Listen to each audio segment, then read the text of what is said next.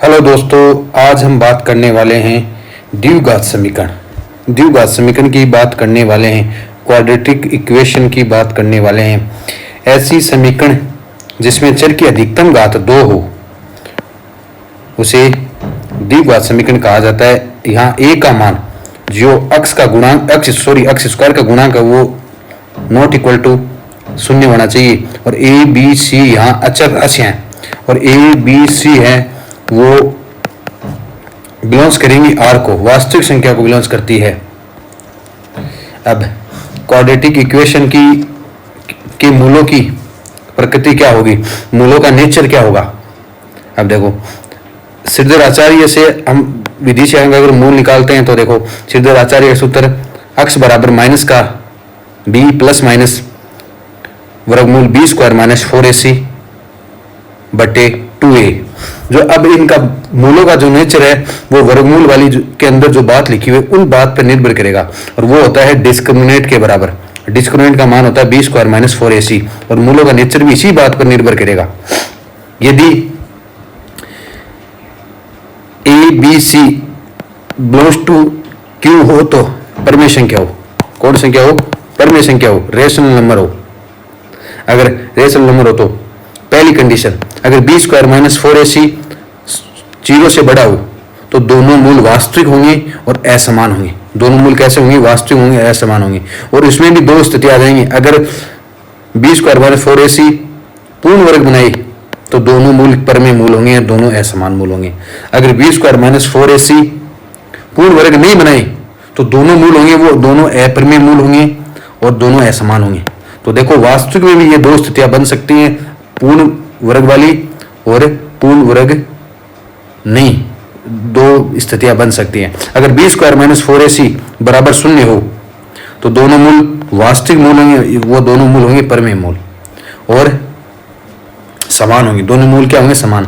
अगर b square minus 4ac less than 0 हो, 0 से छोटा हो तो दोनों मूल काल्पनिक मूल होंगे और दोनों असमान मूल होंगे। दोनों मूल काल्पनिक होंगे, दोनों असमान मूल होंगे। तो ये मूलों का नेचर होगा। बस ये ध्यान रखना, ये जो ABC है वो परमेय संख्या होनी चाहिए, उसी के लिए ये मूलों का नेचर हम चेक करेंगे। अपरमेय संख्याओं के लिए ये मूलों का नेचर लागू नहीं होता है। अगर A B व C बिलोंग्स टू अपरमेय संख्या हो, कॉम्प्लीमेंट क्यों हो, तो ये नियम लागू नहीं होता है। मूलों युग्मों में मूल ABC बिलोंग्स टू क्यों हो तो काल्पनिक वो अपरमेय मूल होंगे, वो युग्मों के रूप में होगा। जैसे काल्पनिक मूल है अल्फा प्लस आइटा बीटा है, एक मूल ये वाला, तो दूसरा मूल इसका संयुग्मी होगा, इसका कॉन्जुगेट होगा अल्फा माइनस आइटा बीटा।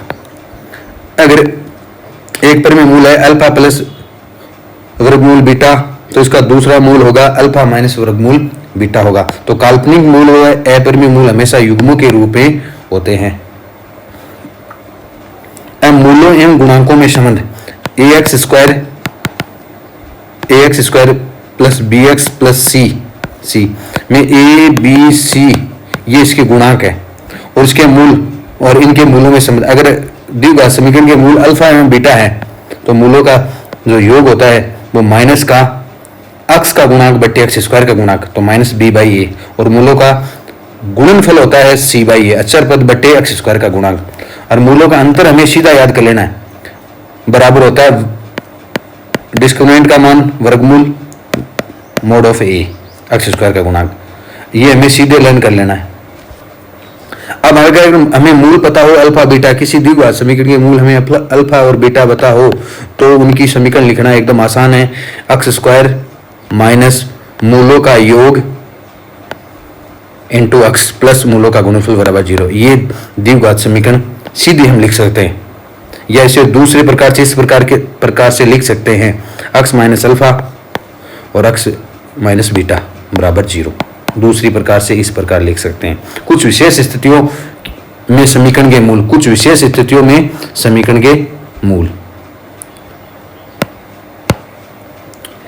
जैसे फर्स्ट स्थिति दे रखी है a plus B plus C. इसका मतलब ये है जो द्विघात समीकरण है A X square plus B X plus C, अक्स बराबर 1 हो गया, अक्स बराबर 0, अक्स बराबर 1 हो गया तो ए प्लस बी प्लस सी बराबर कितना हो गया 0। इसका मतलब ये इसका मूल होगा, क्योंकि मूल होगा ये समीकरण को संतुष्ट करा है, तो एक मूल 1 हो गया तो दूसरा मूल सी बाई ए होगा। दूसरा मूल क्या होगा? सी बाई ए। और इस चीज को हम आसानी से चेक कर सकते हैं। देखो ये मैंने एक उदाहरण लिखा है, इसमें देखो अक्स बराबर 1 रखे, अक्स बराबर 1 रखे तो देखो 1 माइनस 3 प्लस 2 0 के बराबर आ रहा है, तो इसका मतलब इसका मूल 1 होगा 1।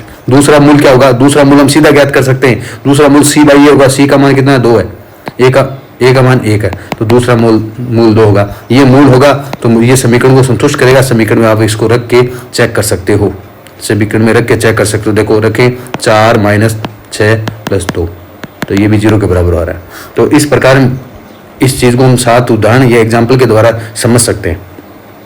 आगे अगर इस द्विघात समीकरण में b 0 हो जाए तो समीकरण ये बन जाएगी ए एक्स स्क्वायर प्लस सी बराबर 0, ए एक्स स्क्वायर प्लस सी बराबर 0। तो दोनों मूल विपरीत होंगे, दो मूल होंगे, दोनों मूल क्या होंगे? विपरीत चिन्ह के होंगे। जैसे ये वाली समीकरण है, इसमें b 0 है, मतलब एक्स स्क्वायर का गुणांक क्या है? b 0 का मतलब है एक्स स्क्वायर का गुणांक है वो 0, एक्स स्क्वायर का गुणांक क्या है? वो 0। तो देखो इसके दो मूल होंगे, दोनों मूल एक तो होगा प्लस का 1 होगा, एक अक्ष का मान माइनस का 1 होगा। दोनों मूल होंगे, दोनों के चिन्ह क्या होंगे? विपरीत होंगे। अगर c का मान 0 हो जाए, अचर का मान 0 हो जाए तो एक मूल 0 होगा, एक मूल क्या होगा? 0 होगा। जैसे ये द्विघात समीकरण मैंने उदाहरण लिखा है, तो इसमें मूल निकालना तो x माइनस 1 बराबर 0, तो एक मूल x बराबर 0 होगा, एक मूल 0 होगा, दूसरा मूल बाद में हम आसानी से ज्ञात कर सकते हैं। अगर a बराबर c हो जाए, मतलब एक्स स्क्वायर का गुणांक और अचर पद बराबर हों, तो मूल एक दूसरे के व्युत्क्रम होंगे, रेसिप्रोकल होंगे। मूल एक दूसरे के क्या होंगे? व्युत्क्रम होंगे, रेसिप्रोकल होंगे। देखो यहाँ a व c का मान बराबर है, तो इसके मूल होंगे वो दोनों मूल एक दूसरे के रेसिप्रोकल होंगे। जैसे इनके मूल हम ज्ञात करें,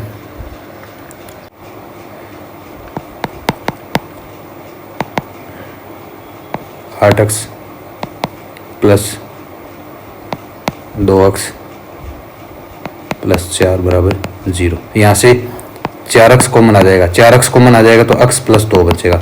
यहाँ से कितना कॉमन आएगा? 2 कॉमन आएगा तो x प्लस 2 बचेगा। यहाँ से 2 मान आ जाएंगे, एक मान आ जाएगा x बराबर माइनस का 2 आ जाएगा, और एक x का मान कितना आएगा? माइनस का 1 बटे। तो इसके दोनों मूल आ रहे हैं, दोनों मूल एक दूसरे के रेसिप्रोकल है, एक दूसरे के उल्टा है। एक मूल अल्फा है तो दूसरा मूल 1 अपॉन अल्फा है, तो दोनों मूल एक दूसरे के रेसिप्रोकल होंगे, एक दूसरे के व्युत्क्रम होंगे। तो अगर a व c बराबर हो, a व c बराबर हो, तो एक मूल दूसरे का क्या होगा? रेसिप्रोकल होगा। इसी प्रकार अगला, अगर a और c विपरीत चिन्ह के हैं तो मूल वास्तविक होंगे और विपरीत चिन्ह के होंगे। मूल वास्तविक होंगे और क्या होंगे? विपरीत चिन्ह के होंगे। इस उदाहरण से आप आसानी से समझ सकते हो, इसके मूल ज्ञात करके आप आसानी से समझ सकते हैं। अगला 6 नंबर पॉइंट, अगर d का मान, डिस्क्रिमिनेंट का मान ग्रेटर देन 0 इक्वल टू 0 हो और a b c के तीनों के चिन्ह समान हो, तो मूल वास्तविक होंगे और दोनों मूल क्या होंगे? ऋणात्मक होंगे। मूल तो वास्तविक होंगे और लेकिन दोनों क्या होंगे? ऋणात्मक होंगे। इससे हम ज्ञात कर सकते हैं आसानी से। अगर डिस्क्रिमिनेंट का मान 0 से बड़ा हो और साथ बराबर हो 0 के, तो a और c के चिन्ह समान हो एवं b उनसे विपरीत चिन्ह में हो, b उनसे विपरीत चिन्ह में हो। देखो यहाँ a व c के चिन्ह दोनों धनात्मक है, b इनसे विपरीत चिन्ह में, b इनमें विपरीत चिन्ह में, तो दोनों मूल वास्तविक और दोनों मूल कैसे होंगे? धनात्मक होंगे।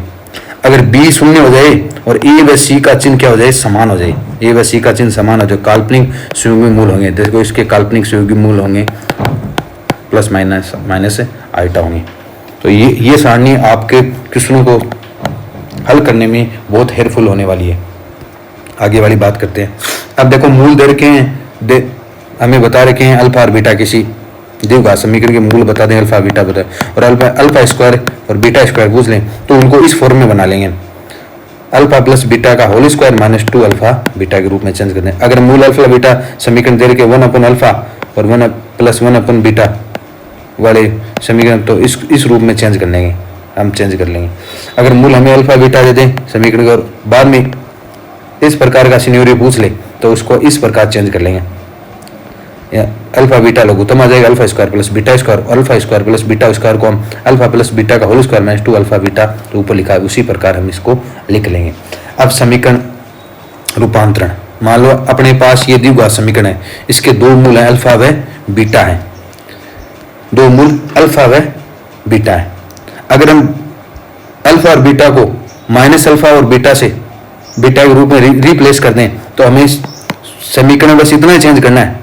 अगर मान लो अल्फा और बीटा एक समीकरण के हमें मूल धर के और बाद में एक ऐसी समीकरण पूछ ले हमें जिसके मूल माइनस अल्फा और माइनस बीटा हो, तो हमें कुछ नहीं करना, अक्ष जगह माइनस अक्ष रखना। इसी प्रकार अगर हमें अल्फा बीटा एक द्विघात समीकरण के मूल दे दें और हमें 1 अपॉन अल्फा और 1 अपॉन बीटा वाली समीकरण पूछ लें कि उसके मूल 1 अपॉन अल्फा और 1 अपॉन बीटा है, तो हमें कुछ नहीं करना, अक्ष जगह 1 अपॉन अक्ष रखना, बस इतना ही करना है। इसी प्रकार अल्फा बीटा किसी द्विघात समीकरण मूल दे दें और उन मूलों को कैसे गुणा कर दें, तो हमें कुछ नहीं करना, अक्ष जगह जो गुणा किया उसका भाग दे दो, अक्ष जगह वो रख दो, अक्ष बाई के रख दो। अगर कोई अचर राशि जोड़ दे तो हमें कुछ नहीं करना है, अक्ष जगह वो अचर राशि घटा देनी है, अक्ष वाले पद में अक्ष माइनस के से रिप्लेस कर देंगे अक्ष को। तो ये वाला समीकरण रूपांतर आपके लिए बहुत ज़्यादा हेल्पफुल होने वाला है। अगली, अपने पास दो समीकरण दे रखिए और उनमें दोनों में पूछ लें कि दोनों मूल उभयनिष्ठ हो, कि दोनों समीकरणों में दोनों के दो मूल आएंगे, वो दोनों मूल क्या हो, उभयनिष्ठ हो, कॉमन हो। तो हमें कुछ नहीं करना, उनमें क्या संबंध होगा, a1/a2 b1/b2 c1/c2। इसका मतलब अक्ष स्क्वायर के गुणांक का अनुपात, अक्ष के गुणांक का अनुपात और अचर पद के गुणांक का अनुपात क्या होगा, बराबर होगा। अगर हमें बता दें कि उनमें एक ही मूल उभयनिष्ठ है तो उनमें क्या संबंध निकलेगा, तो हमें इस प्रकार लिख लेना। याद करने का सबसे आसान तरीका है, इसको इस प्रकार लिख लो और ऐसे क्रॉस में गुणा कर लो, a1b2 माइनस a2b1, फिर इन दोनों को क्रॉस में गुणा कर लो तो b1c2 माइनस b2c1, इन दोनों को आपस में गुणा कर दो। अब ये अंतिम वाले पद बन गए, a1a2 का c1c2 के साथ कर लो और ऊपर क्या लगा दो, होल स्क्वायर कर दो। तो इस प्रकार से इस एक उभयनिष्ठ वाले को याद करना एकदम आसान है। अगर मूल मान लो दोनों समीकरणों के मूल, दोनों द्विघात समीकरणों के मूल संपाती हो जाए, दोनों द्विघात समीकरण के मूल क्या हो जाए, संपाती हो जाए, तो पहले समीकरण में जो अक्ष स्क्वायर का गुणांक है, सॉरी अक्ष का गुणांक है उसका स्क्वायर, दूसरे समीकरण में अक्ष का गुणांक उसका स्क्वायर कर दें, बराबर a1c1/a2c2। ये सिनेरियो हम याद करेंगे, b1 का स्क्वायर बटे b2 का स्क्वायर बराबर a1c1/a2c2 हम याद कर लेंगे। एक मूल दूसरे मूल का k गुणा हो, एक मूल दूसरे मूल का k गुणा, मतलब एक मूल अल्फा हो और दूसरा मूल 2 अल्फा हो, ऐसे सिनेरियो। एक मान लो एक मूल अल्फा है, दूसरा मूल कह दे 3 अल्फा हो, मतलब कितना गुणा हो गया, 3 टाइम्स गुणा हो गया। तो हमें उस समीकरण को सॉल्व करने की आवश्यकता नहीं है, हमें ये सीधा सिनेरियो याद कर लेंगे, जिससे k गुणा हुआ तो k में 1 जोड़ देंगे, उसका होल स्क्वायर कर देंगे, बट्टे में k बराबर b स्क्वायर अपॉन ac। ये वाला सिनेरियो याद करेंगे, क्वेश्चन सोल्व करना एकदम आसान हो जाएगा। अगला, द्विघातीय व्यंजन का ग्राफ, जो द्विघात व्यंजन है उसका ग्राफ कैसा होता है, तो देखो ये द्विघात, उसका ग्राफ होगा परवलय। क्या कैसा होगा, परवलय। परवलय दो प्रकार के होंगे। ये परवलय कहाँ लाई करेगा, ये लाई करेगा अक्ष, सॉरी वाई एक्स पर लाई करेगा, या तो ऊपर खुलेगा वाई एक्स के, या जस्ट नीचे खुलेगा। ये निर्भर करेगा ए के मान पर। अगर ए का मान ग्रेटर देन 0 है तो ऊपर की ओर खुलेगा, लेस देन 0 है तो नीचे की ओर खुलेगा। इस परवलय के जो शीर्ष होंगे माइनस का b/2a और 4a square minus b square, 4ac minus b square upon 4a, ये इसके शीर्ष होंगे। अक्ष को दो बिंदुओं पर मिलती है तो d का मान 0 से बड़ा होगा। इस प्रकार परवलय होगा। अगर ये अक्ष है, अगर अक्ष को दो बिंदुओं पर काटेगा तो d का मान 0 से बड़ा होगा। अक्ष को एक बिंदु पर स्पर्श करता है एक्स अक्ष को क्या कर रहा है, एक बिंदु पर स्पर्श करे तो d बराबर 0 होगा। अगर एक्स अक्ष को किसी बिंदु पर नहीं मिलते तो d का मान काल्पनिक होगा। तो अगर ग्राफ एक्स अक्ष को जितने बिंदु पर काटता है वो उनकी हलों की संख्या होती है। और यहाँ द्विघात समीकरण है, द्विघात समीकरण, अगर ग्राफ एक्स अक्ष को दो बिंदु पर काटे तो इसके ये दो मूल हो जाएंगे, दोनों क्या हो जाएंगे, मूल, और दोनों वास्तविक मूल, तो d का मान 0 से बड़ा हो जाएगा। अगली बात, द्विघात व्यंजक का अधिकतम न्यूनतम मान कैसे ज्ञात करते हैं। तो द्विघात व्यंजक हमें देंगे, उसको y के बराबर मान लेंगे और बाद में क्या करेंगे, अक्ष में द्विघात बनाते, अक्ष में द्विघात बना लेंगे और अक्ष के वास्तविक मूल होने का प्रतिबंध लगाएंगे। अक्ष के वास्तविक मूल होने का प्रतिबंध क्या होता है, d का मान ग्रेटर देन इक्वल टू 0 वाली कंडीशन लगाएंगे। इसका मतलब b square minus 4ac greater than equal to 0 वाली कंडीशन लगाएंगे और वहां से y का परिसर निर्धारित होगा और उस परिसर के आधार पर हम उसके मैक्सिमम व मिनिमम मान ज्ञात किए जाते हैं। तो ये मेथड रहेगा न्यूनतम अधिकतम। आपके पास ऐसे आपको प्रश्न मिल जाएगा 1 minus x plus x square बट्टे 1 प्लस एक्स स्क्वायर का अधिकतम मान ज्ञात कीजिए। तो इसको y बराबर मान लेंगे, फिर इसको अक्ष में द्विघात समीकरण बनाएंगे और फिर बाद में उसके वास्तविक होने का, अक्ष में वास्तविक होने का प्रतिबंध लगाएंगे, वहां से परिसर आएगा और उससे मैक्सिमम और मिनिमम वैल्यू ज्ञात करेंगे। अब देखो एक महत्वपूर्ण पॉइंट है ये कि कोई वास्तविक संख्या है, कि कोई वास्तविक संख्या है जो हम निम्न परिणाम से देख सकते हैं। अगर दोनों मूल k से बड़े हो, मान लो दोनों मूल हैं वो k से बड़े, दोनों मूल ये k है, दोनों मूल देखो अल्फा और बीटा दो मूल है द्विघात समीकरण के और दोनों मूल इस k से बड़े हैं। और देखो ये अक्ष अक्ष को दो बिंदु पर काट रहा है, इसका मतलब दो स्थितियां से इक्वल टू 0 स्पर्श करे, अगर स्पर्श करे तो d का मान 0 के बराबर हो जाएगा। तो ये दोनों स्थितियां साथ ही शामिल कर ली और दोनों मूल k से बड़े हो, इसका मतलब ये देखो माइनस का b/2a ये क्या हो जाएगा, k से बड़ा हो जाएगा, माइनस का b/2a k से बड़ा हो जाएगा। और देखो ग्राफ ऊपर की ओर खुल रहा है तो a का मान 0 से बड़ा है और इस बिंदु पर k पर f k का मान भी क्या है, f k का भी मान क्या है, 0 से बड़ा है। इसका मतलब a इंटू एफ के भी क्या होगा, 0 से बड़ा होगा, a इंटू एफ के भी 0 से बड़ा होगा। तो ये दोनों स्थितियों के लिए लागू है। देखो यहाँ एफ के का मान क्या है, यहाँ एफ के का मान 0 से छोटा है, एफ के का मान 0 से छोटा है, ए का मान भी क्या होगा, 0 से छोटा होगा। क्यों होगा ए का मान 0 से छोटा है, क्योंकि ये ग्राफ नीचे की ओर, ये परवलय नीचे की ओर खुल रहा है। नीचे की ओर किस आधार पर खुलता है, नीचे की ओर ए का मान अगर लेस देन जीरो तो दोनों को गुणा करेंगे तो ए इंटू एफ के का मान 0 से बड़ा हो जाएगा, 0 से बड़ा होगा। दोनों स्थितियों के लिए ये कंडीशन, तीनों कंडीशन दोनों स्थितियों के लिए लागू होने वाली है। अगर दोनों मूल k से छोटे हों, अगर दोनों मूल देखो ये k रहा, दोनों मूल k से छोटे, इसका मतलब मूल तो दोनों d का मान तो लेस देन इक्वल टू 0 होने वाला है। अब देखो k का मान क्या हो गया, अब k का मान माइनस का b/2a से क्या हो गया, बड़ा हो गया। और a इंटू एफ के का मान भी क्या होगा, a इंटू एफ के का मान भी 0 से बड़ा होगा। बस इन दोनों स्थितियों में एक ही चीज बदली है। क्या बदली है, एक ही चीज, ये k वाली स्थिति बदली है। दोनों स्थितियां समान है। d का मान भी लेस देन इक्वल टू 0 है, sorry greater than equal to 0 है और a इंटू एफ के का मान भी 0 से बड़ा है। अगर दोनों k का मान दोनों मूलों के मध्य स्थित है, दोनों मूलों के मध्य, अगर k का मान दोनों मूलों के मध्य स्थित है तो देखो दोनों मूलों के मध्य, अब देखो s अगर ये स्पर्श करे तब तो k दोनों मूलों के मध्य हो नहीं सकता, तब तो नहीं हो सकता। इसका मतलब d का मान 0 से बड़ा होगा।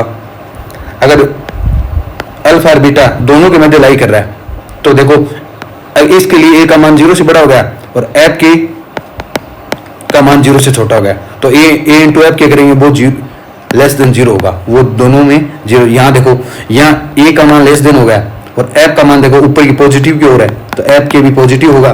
तो इन दोनों के गुणा a इंटू एफ के भी गुणा किस में बढ़ने वाला है, लेस देन 0 बढ़ने वाला है, लेस देन 0। तो ये कंडीशन होने वाली है। तो इसके लिए ये दो कंडीशन है इनके मध्य लाई करे तो ये दो बात। तो ये कई बार इस पे आधारित क्वेश्चन पूछे जाते हैं। अगला एक और पॉइंट, दो वास्तविक संख्या के सापेक्ष एक द्विघात समीकरण के मूलों की स्थिति। k1 k2 दो विभिन्न वास्तविक संख्या है जिसमें k1 से बड़ा k2 है।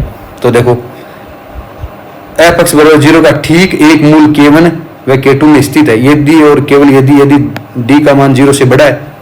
अब देखो एक मूल तो हमें बता रहेगा, एक मूल तो अल्फा और बीटा के मध्य और एक इन दोनों मूलों से क्या है, छोटा है, दोनों से छोटा। देखो तो f1 का मान तो क्या हो गया, f1 का तो मान हो गया ग्रेटर देन 0 हो गया।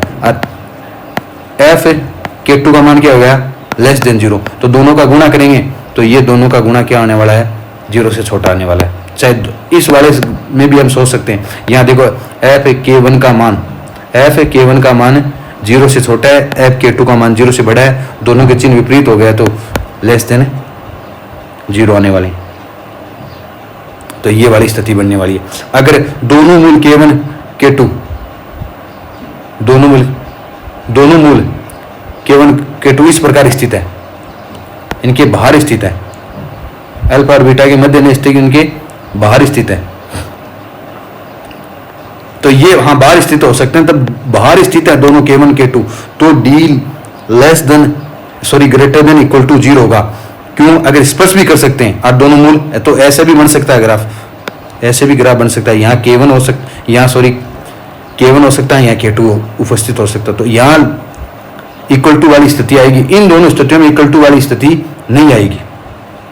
अब देखो k1 और k2, देखो जो माइनस का b/2 है वो k1 से बड़ा होगा, k2 से क्या होगा, छोटा होगा। अब देखो यहाँ f k1 का मान क्या है, 0 से बड़ा है, ऊपर जा पॉजिटिव की ओर है, और इसका मान भी क्या है, ऊपर की ओर है, ये भी 0 से बड़ा है, और a का मान भी क्या होगा, 0 से बड़ा है, क्योंकि ये इस ग्राफ का परवलय का मुंह ऊपर की ओर है, 0 से बड़ा होगा।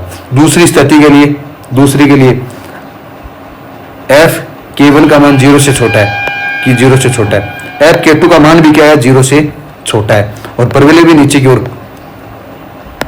खुल रहा है, तो a का मान भी लेस देन 0 होगा।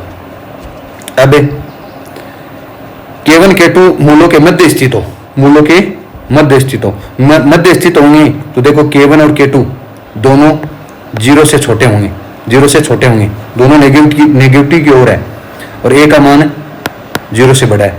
दूसरी स्थिति में देखो दोनों पॉजिटिव की ओर है, और a क्या है, a का मान लेस देन 0 है। तो ये कंडीशन हम क्वेश्चन करेंगे उस टाइम ज़्यादा समझ में आने वाली हैं। तो देखो ये द्विघात समीकरण ऐसा टॉपिक है जो हर टॉपिक में कहीं न कहीं इसकी आवश्यकता जरूर पड़ती है, और हर बार इस एग्जाम में 1-2 क्वेश्चन जरूर आते हैं। मैंने जितनी भी आपको स्थितियां बताई हैं उन स्थितियों को आपको याद कर लेना है, इनको कहाँ अप्लाई करना है ये मैं क्वेश्चन की तरह आपको बताने वाला हूँ। पिछले वर्षों में आए हुए क्वेश्चनों को मैं लेकर आने वाला हूँ अगले वीडियो में। आज के लिए बस इतना ही, धन्यवाद।